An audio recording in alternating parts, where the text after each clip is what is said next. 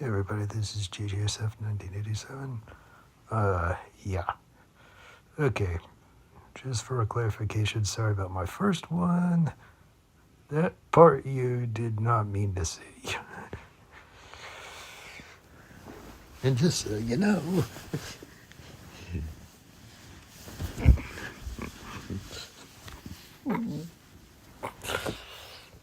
here's your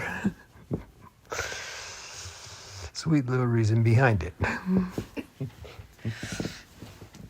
Isn't she a pretty lady?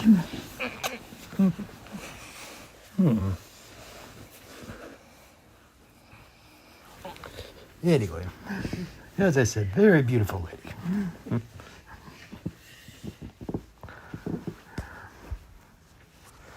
With our very beautiful cat.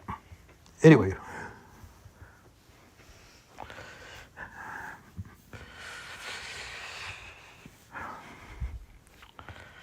Anyway, so as the title says, the Democrats are absolutely screwed. Biden totally flubbed this. I don't know how to put this to anybody, but Biden totally screwed up. Trump won this one, despite the fact that he lied the entire time.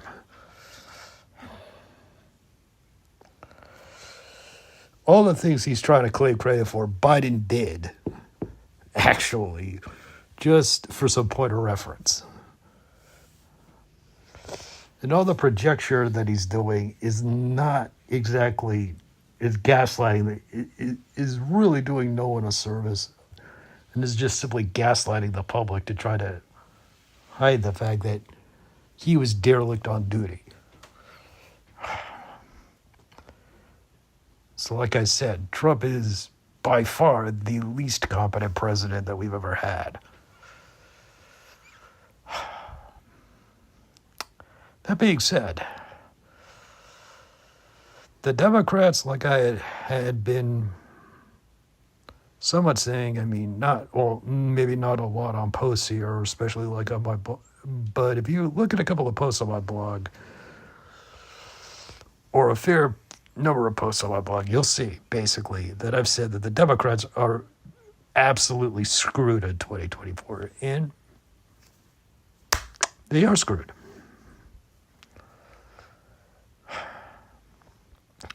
Look, I'm not gonna knock Biden for being almost 82 years old. I mean, come on, cut the guy at least a little bit of slack here. That's not his big problem. The big problem, as I had said over and over again, was going to be Israel, and to an extent, I was right. The whole thing with Israel is exactly what I had figured it would be.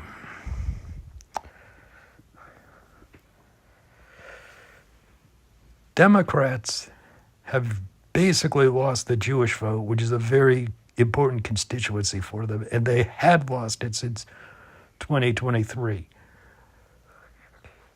Joe Biden did not do any favors for himself, despite trying to make the case that he had been trying to bring all the warring sides together.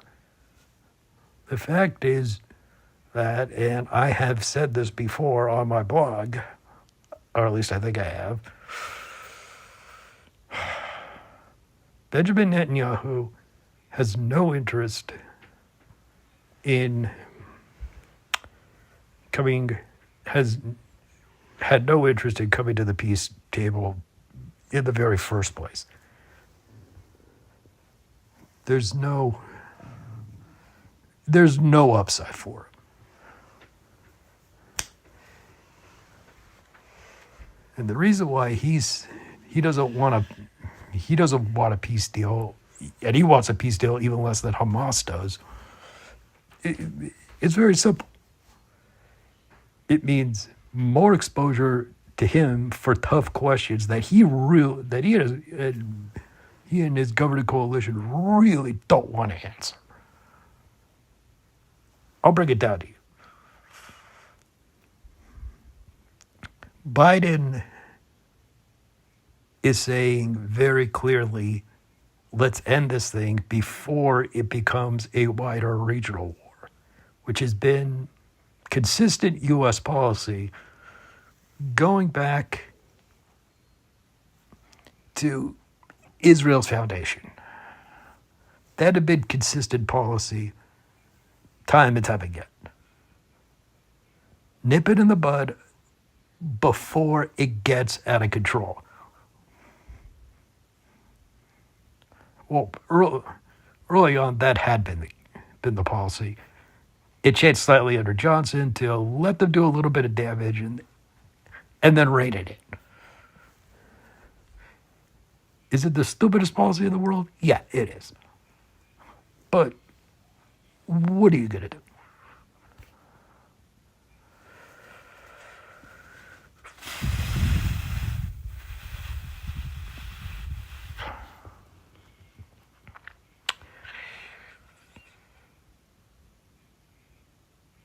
Trump pretty much said, let's rip up the Camp... Oh, no, not the Camp David Accords. The Oslo Accords as well as the Madrid Accords. Going back to 1993. That had been the Trump policy, more or less. And let's try something different. Let's normalize relations with with some of the Arab nations that are in the area, which is great. Now, from a security standpoint, it makes sense. I'll give you that. But, and here's the very big but.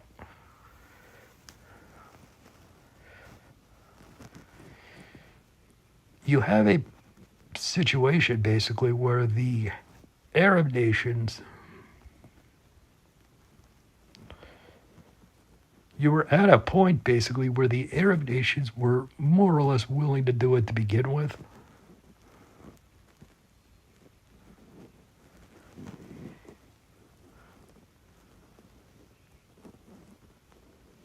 Or were more or less resigned to the fact that Israel wasn't going to be going anywhere. And so they were more content on at least trying to get the groups like Hamas and Hezbollah and whatnot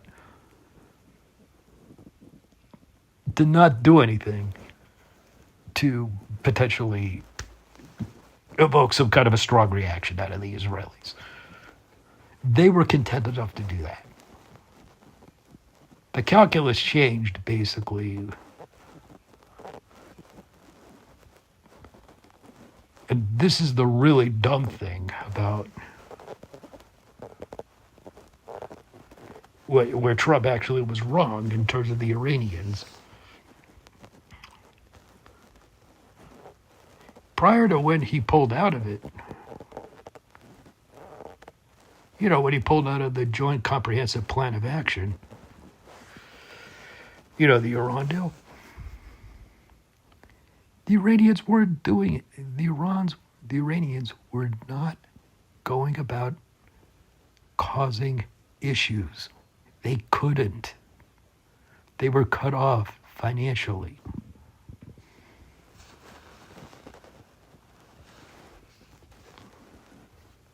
Trump's own State Department kept sending him reports saying they are complying. Foreign Affairs was basically saying they're in compliance with it. They're not doing anything. In terms of Hamas and Hezbollah, they were not doing anything. They couldn't. They were under strict instructions for both the Russians and the Chinese, especially not to do anything to make them look bad.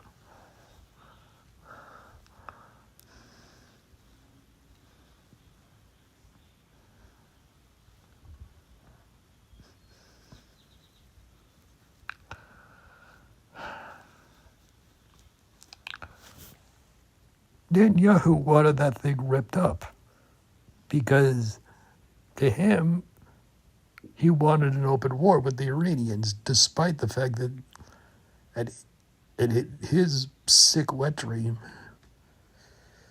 the Israelis were going to be fighting side by side the Arabs.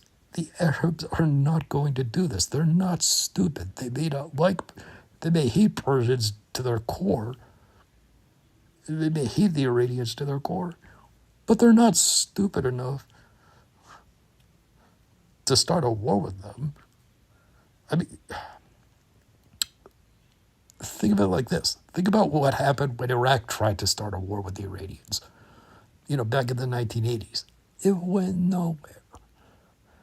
That's the kind of situation you're in.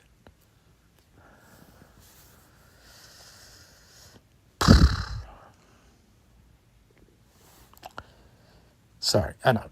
This has absolutely little to do. But anyway, the whole thing with Israel, yeah.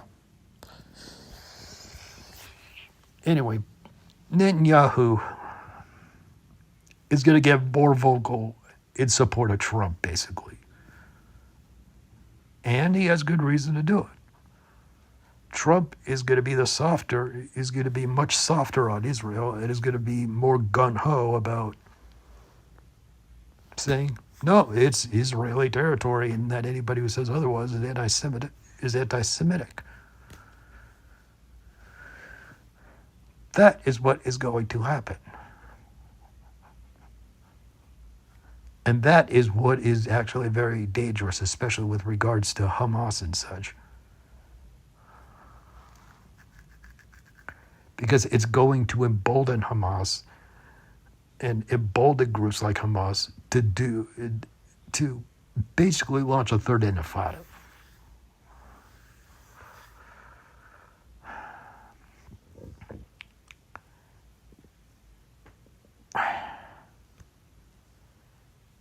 And Trump is going to make the case to the Jewish voters who, like I said in at least my last attempted live stream,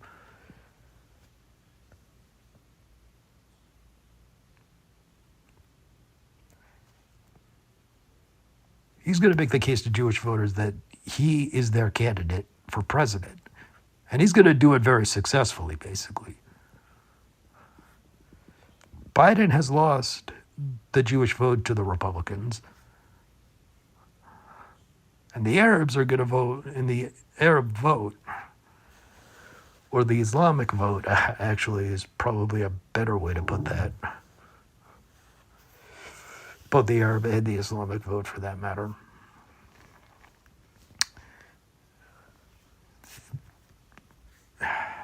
It's going to go to Trump as well, but again, for a slightly different reason. It's going to go to Trump almost on the basis of basically saying that Biden doesn't know what the heck he's doing. And Trump is going to make the case to them very easily that they're better off with him.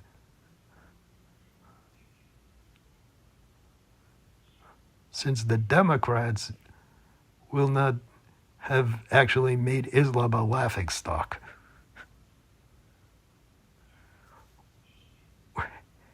Which, by the way, isn't true, but that's for a different live stream. Whatever, that's not the point. The point I'm making, though, is that the core groups that are part of the whole thing with Israel and such, yeah, they're going to go to Trump. All the other constituencies, basically, that are getting hit by this as well, the other Democratic constituencies, think about what has been happening, not just, domestically here at home, but think about what has been happening just across the board. People are hurting economically still. We're not out of the woods yet. Well, Biden has correctly said that it's been shrinkflation as well as greedflation, artificial inflation, more or less, which he's correctly called out. That's only part of the problem. What Biden didn't address, however, and this is a big problem, especially for those who are under the age of 50, and I'm talking like millennials and Zoomers in particular,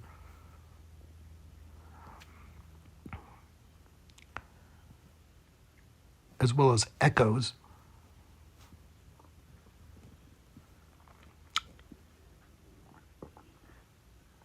they don't have anything. They can't accumulate wealth is the problem. These generations are weighed down by a lot of debt. Something that Biden tried to address but couldn't during this debate. And he couldn't hammer Trump on it.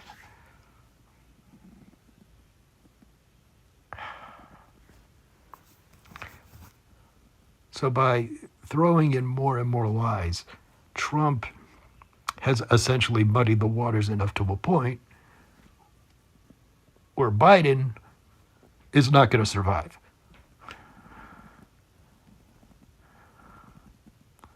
So what is going to end up coming, and a lot of Democrats are starting to correctly panic at this point, there is a red wave that is coming. It was just delayed. It was just luckily delayed in 2022.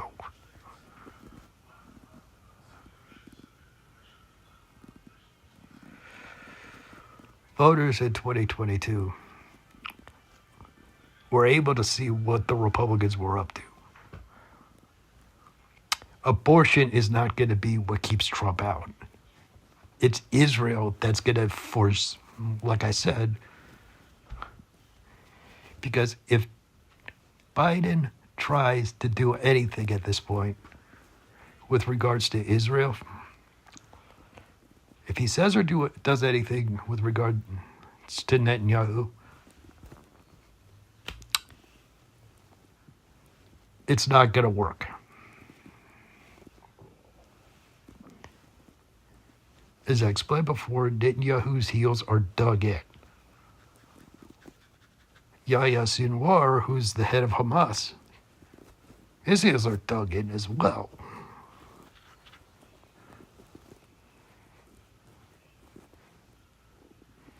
They both want unremitting warfare, and to basically, and both of them, by the way, as well as many of their core lieutenants, are keen upon this. They are keen upon, guess what? Seeing their ethno-state span from the river to the sea, basically. Yeah, as in from the Jordan River to the Mediterranean Sea.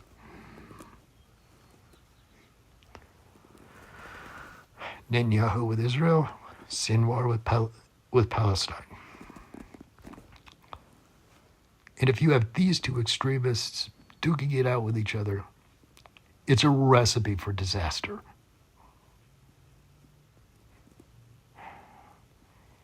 Netanyahu has never wanted a Palestinian state to begin with.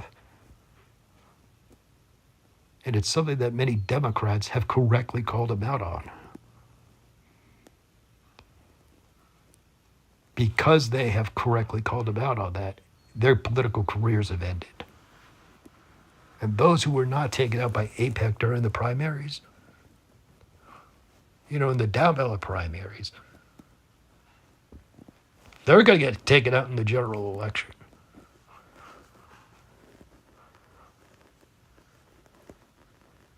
It doesn't matter if they're Jewish or not. If they're a non-Jew, they're going to be labeled as an anti-Semite and taken out. If they are Jewish, however, here's the interesting part.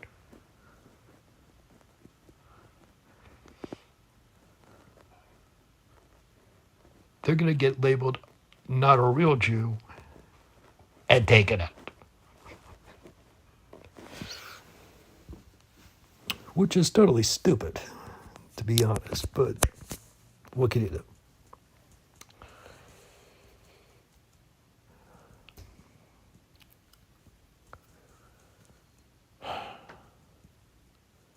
This debate has just given Trump's lies a whole lot more credibility. People know that Trump is a liar and is a con job and is probably the one person who does not belong in the presidency. Unless Biden can do something else to really make the case to the electorate,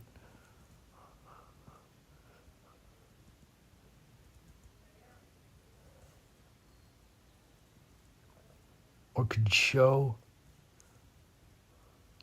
if he could make a better job at messaging as to why he's really the person to be putting back into the presidency, or why he deserves another 4 years in the presidency, if he could get the right messaging, he would be much better off. The problem is everybody around him is worried that if he takes a big, bold action, it's going to backfire on him. Those people need to get their heads out of their asses, because the more they try to keep Biden in a bubble, it's not going to change the dynamic.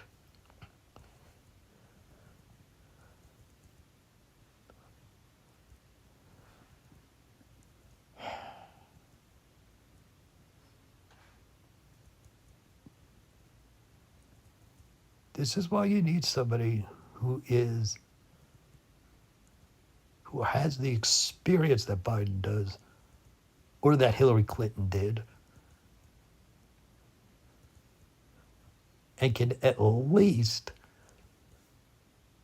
make the case to people why they are at least a credible candidate.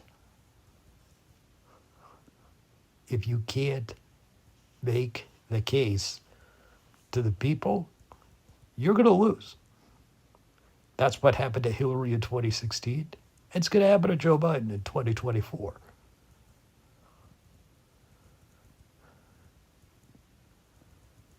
This is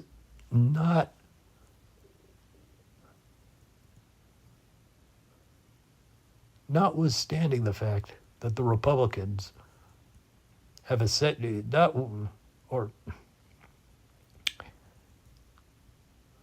notwithstanding the fact that the Republicans are going to be cheating.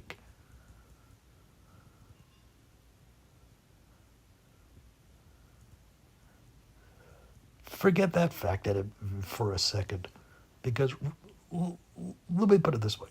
Republicans can't win elections without cheating in some form or another, usually with a foreign actor.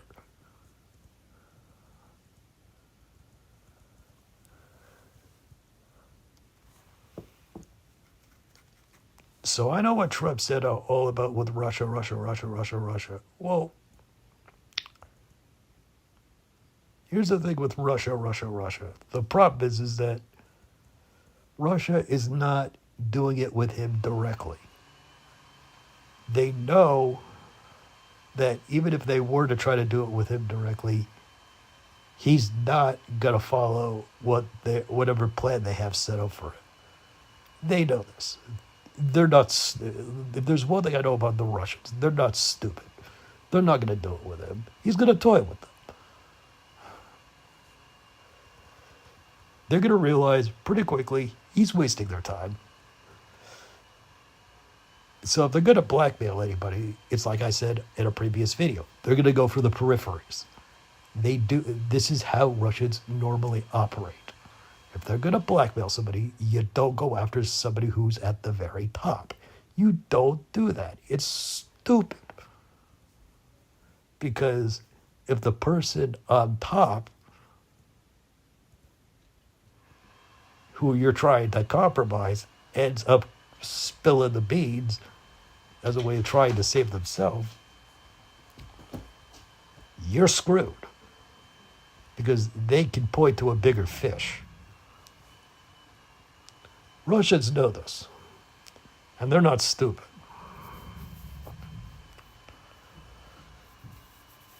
This is why you go for the people that are down low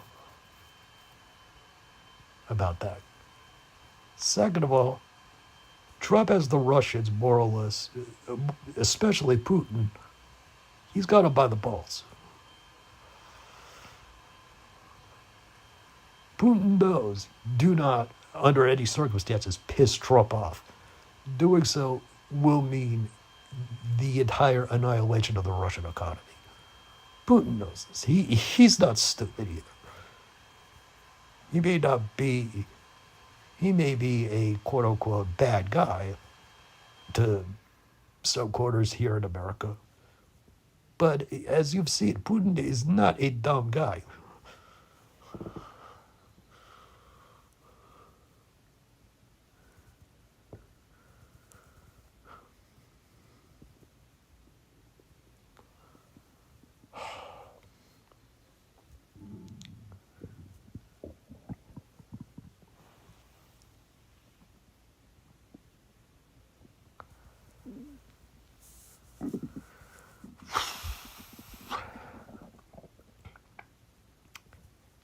And what makes this thing a whole lot worse is that the Democrats, even if they do try to defend the war in Ukraine, which they are correctly saying is in our national interest, by the way, it is in our national interest.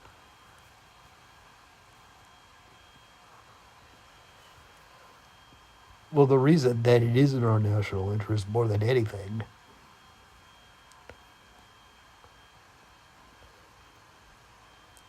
is that we want to ensure that there is a stable world.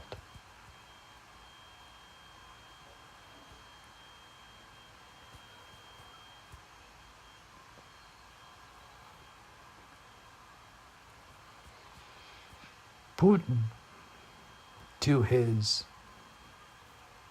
in some cases to his detriment, has been pushing for basically a rekindling of the old Tsarist empire, basically. Not so much the Soviet Union. I want to make that one clear distinction here.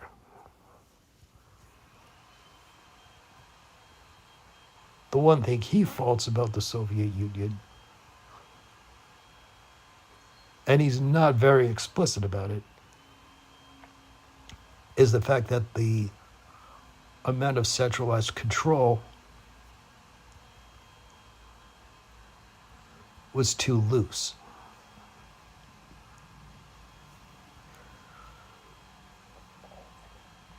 More power should have been. Power itself was too fragmented between too many people, basically.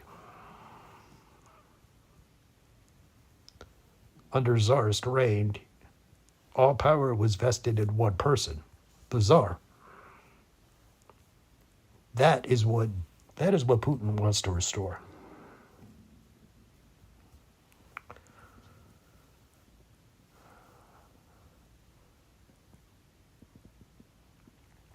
And unfortunately for him, he's finding that the Ukrainians are going to continue to resist and resist and resist. They don't want to go back to those days. They remember those days all too easily.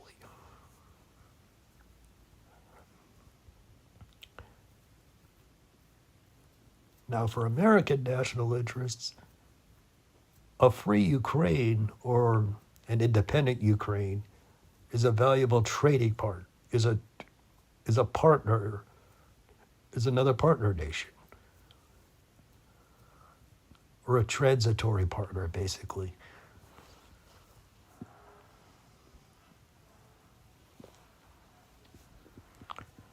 It's a good buffer state between Russia and the rest of NATO, especially in Eastern Europe.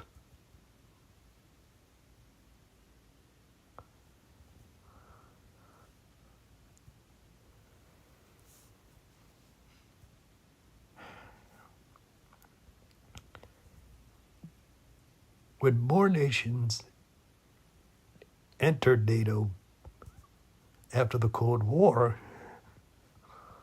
especially from the former Eastern Bloc, they were doing so on the premise that it would protect them against future Russian aggression.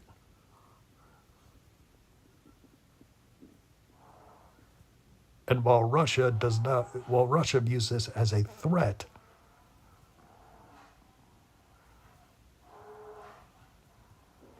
Ukraine sees this as essential for its own freedom. While Russia sees Ukraine as integral to its own territorial integrity. Essentially, Ukraine is a part of, in Putin's eyes, Ukraine is a part of Russia.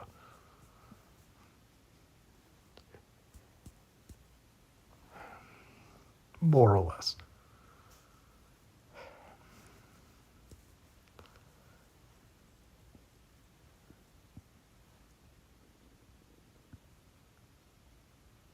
Democrats here in this election, if they get what it should, because of Trump, of what Trump had been repeating, which is more or less talking points coming from the Kremlin,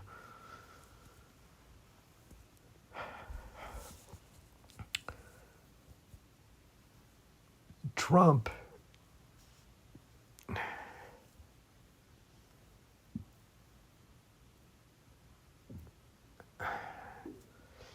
or actually, no, it's not so much Trump, actually, by not being more forceful and pushing back against some of the points that Trump had been putting forward with regards to Ukraine about it being a failed state and such, Biden is not helping to make the Democrats' case. And so it's not just going to bring him down, it's going to bring down Democrats all the way. It's going to bring down Democrats even in the down ballot races as well.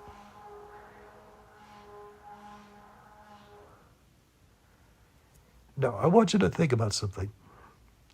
There are a number, think about one of the core constituencies that is going to be most affected by this, especially by the fact that there's been a huge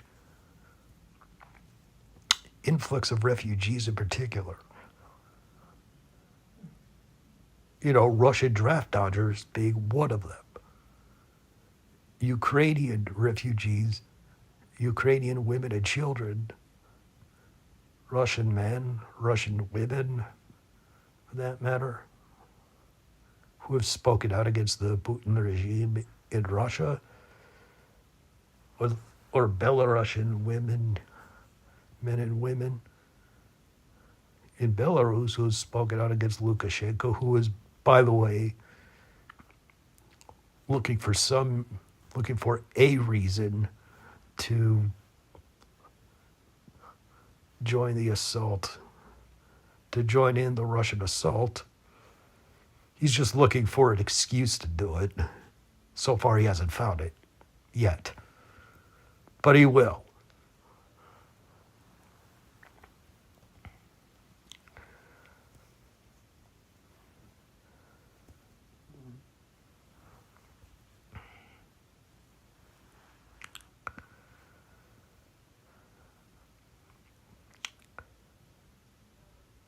Because of this, but like I said, because of this huge influx of refugees, not just coming in from Latin America, but also from Eastern Europe, yeah,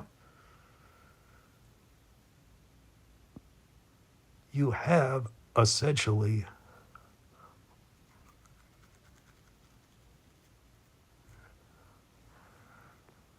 that is another thing that is creating a national interest as well. And this Biden has not been able to address effectively. Now, the whole thing with immigration and such, there was a deal on the table, albeit a lot more conservative than I would have liked it for it to have been.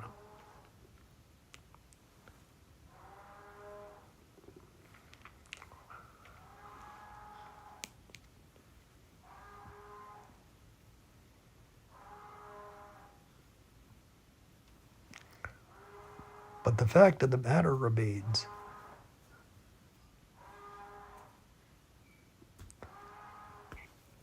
Biden was not able to effectively address that.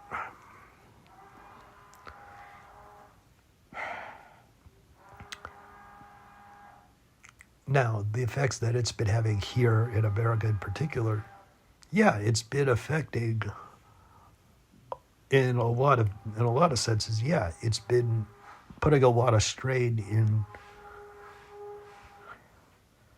in cities across America, basically.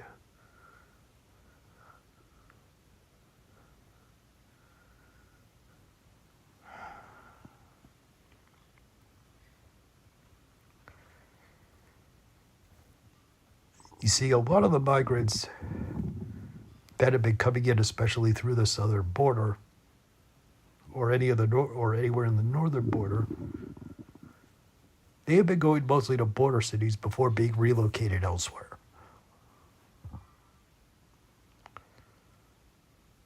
It's just the services that are being offered in cities, they're being tapped out. And so it's putting a lot of strain, especially on taxpayers and such.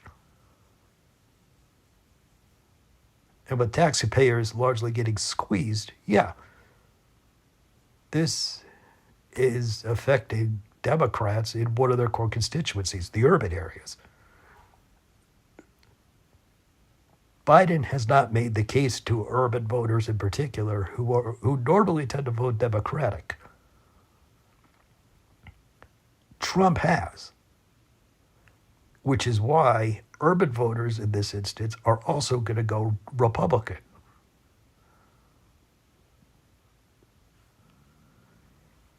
Even though what Trump said that he did or did not do is totally false. So, like I said, it's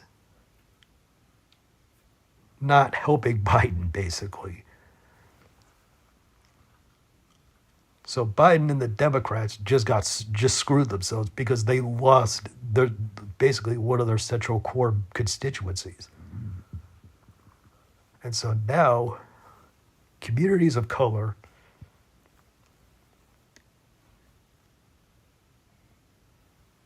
nationalities from communities of other nationalities, basically that live in the big cities,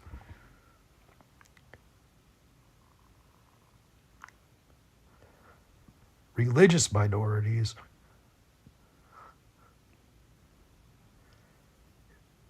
I mean, you go on and on and on. Nationality minorities, this minority, that minority, blah, blah, blah, blah, blah. LGBTQ minorities.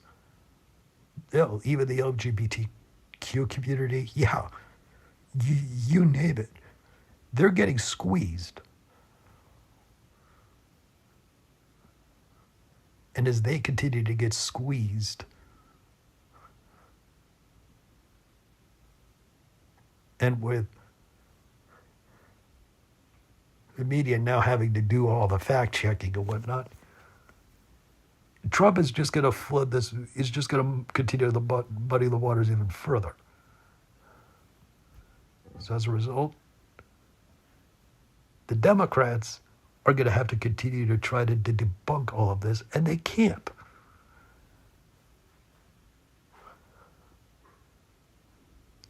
As I said, the Democrats completely and totally just completely screwed themselves. And they've lost this election. We're almost 4 months out from November 5th.